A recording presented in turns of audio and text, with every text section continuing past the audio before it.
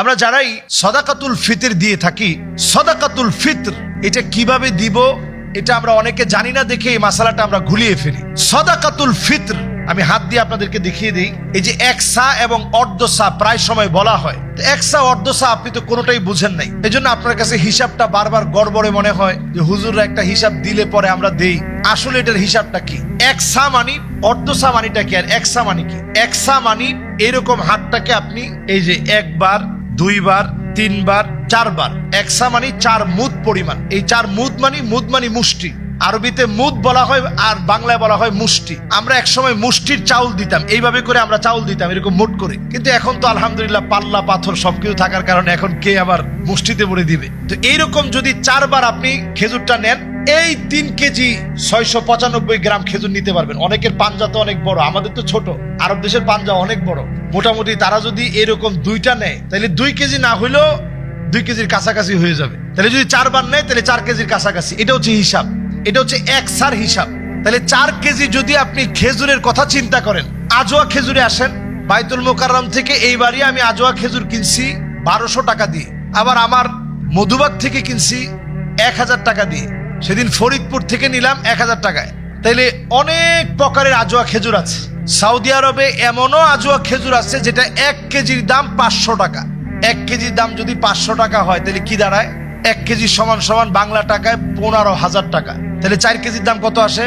60,000 টাকা।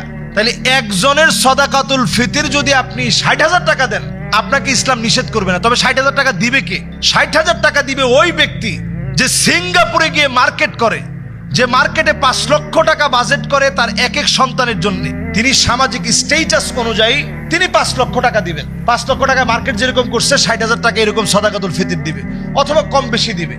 আপনি যদি 1000 টাকা করেও যদি আজোয়া খেজুর হিসাব করেন তাহলে 4000 টাকা আসতেছে। আপনি যদি সুক্কারি খেজুর হিসাব করেন তাহলে 1000 টাকায় আপনি 4 কেজি, এই 1000 টাকার মধ্যে আপনি কিনে ফেলতে পারবেন। এরকম যদি আপনি কিশমিশ দিয়ে চিন্তা করেন, পনির দিয়ে চিন্তা করেন, তাহলে দেখা যাবে অল্পে যেমন আপনি পারবেন, বেশি চাইলে বেশির কোনো শেষ নেই। কোয়ালিটির যেমন কোনো শেষ নাই, বেশির কোনো শেষ নাই। সর্বনিম্ন যে লোকটা একেবারেই সর্বনিম্ন আয়ের একজন মানুষ, কিন্তু তার উপরে সাদাকাতুল ফিতর ওয়াজিব হয়ে গেছে। নিসাব পরিমাণ সম্পদ 85,000 টাকার মতো টাকার ওই দিন তার কাছে কোনোভাবে আছে। এই জন্য ঈদের আগেই সাদাকাতুল ফিতর তাকে দিতে হবে। তিনি সর্বনিম্ন 110টা টাকা দিবেন। এই সাদাকাতুল ফিতরটা আমরা দেই কেন? তুহরাতুন লিস-সাইমি মিনাল লাগওয়ি ওয়ার রাফাত। এই সাদাকাতুল ফিতর আমাদের রোজার ভুল ত্রুটিগুলা মাফ করে দিবে। সুবহানাল্লাহ বিহামদি। এটার মধ্যে দ্বিতীয় লাভটা হচ্ছে তু'মাতুন লিস-সাইম। রোজাদারদের জন্য এটার মধ্যে খানা থাকবে। খানা কিসের খানা? রোজাদারদের জন্য খাবার। তার মানে আপনি রোজা শেষ করছেন, এখন রমজান শেষ, ঈদের একটা আনন্দ হবে।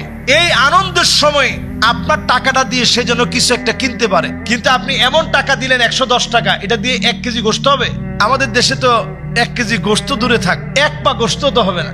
তা আপনি এই যে তু'মাতুন লিস-সাইম, এটার মধ্যে তুহরাতুন লিস-সাইমি মিনাল লাগওয়ি ওয়ার রাফাত আর তু'মাতুন লিল মাসাকিন, মিসকিনদের জন্য, অভাবী মানুষের জন্য খাবার থাকবে। আপনার বাচ্চা যেমন সুন্দর পোশাক পরছে, এই টাকা দিয়ে ওই বাচ্চাও সুন্দর পোশাক পরতে পারবে। আপনার বাচ্চা যেমন ভালো খাচ্ছে, এই টাকা দিয়ে সাদাকাতুল ফিতর যে নিয়েছে সেও ভালো খেতে পারবে। এইভাবে চিন্তা করে যদি আমরা সাদাকাতুল ফিতরটা দেই, অন্তত ঈদের দিনটা মানুষের আনন্দে কাটবে। এজন্য আমরা একটু বাড়িয়ে দিব, কমিয়ে দিব কেন ভাই? নিজে একটু পোশাক 500 টাকা কম দিয়ে কিনেন, 1000 টাকা সাদাকাতুল ফিতর দেন, 500 টাকা দেওয়ার চেষ্টা করেন। যার একেবারেই সামর্থ্য কম তিনি 110 টাকা দিবেন, এই ব্যাপারে আমার কোনো আপত্তি নেই। কিন্তু যার সামর্থ্য আছে, সামাজিক স্ট্যাটাসে উনি 1000 কোটি টাকার মালিক, তিনি 60 কেন? তিনি পারলে 2 লাখ টাকা সাদাকাতুল ফিতর দিবে, 10 কোটি টাকা পারলে তিনি জাকাত দিবেন, লিখে লিখে জাকাত আদায় করবে। অর্থনৈতিক সমৃদ্ধি যদি আমরা কামনা করি, জাতি গোষ্ঠী বর্ণ নির্বিশেষে এই জাতির বুনিয়াদকে যদি আমরা মজবুত করতে চাই, এগুলোর বিকল্প নাই ভাই। আল্লাহ তাআলা আমাদেরকে বোঝার তৌফিক দান করুক।